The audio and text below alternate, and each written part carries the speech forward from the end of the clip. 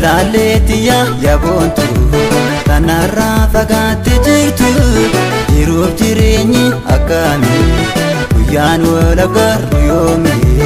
Jalaleetiya yaabontu tanarraa fagaatte jirtu jiruuf jireenyi akkami guyyaan wal agarru yoomi.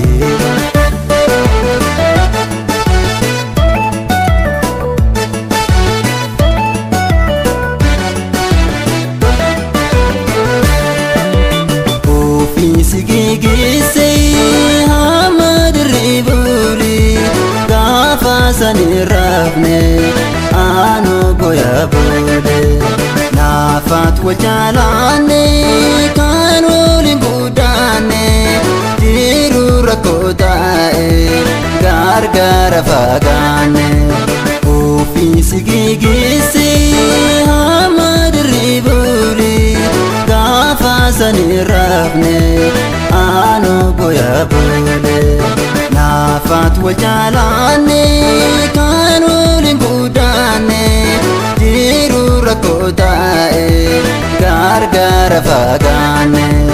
Fayo, fayo, fayo, fayo, fayo, fayo, fayo, fayo Oromo sabboontu isaati faana buutee deebis qalbiisa beekisi jaallate maalummaa keewwate wabii kayyoo saateef ijoo si godhate dhageessitaan himaa eegayya sabboontu jaalala duukaatiin walumaan jiraate.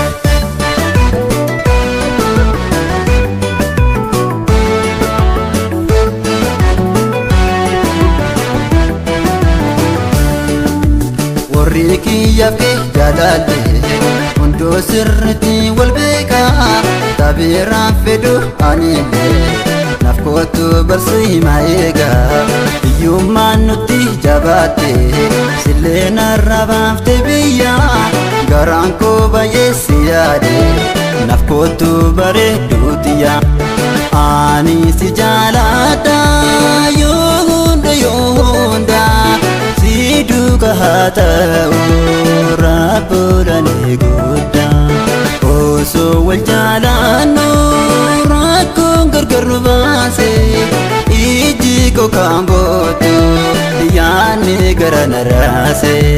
Fayo, fayo, fayo, fayo, fayo, fayo, fayo, fayo, fayo Oromo sabboontu isaati faana buutee deebis qalbiisa beekisi jaallate maalummaa keewwate wabii kayyoo saateef ijoo si godhate dhageessitaan himaa eegayya sabboontu jaalala duukaatiin walumaan jiraate.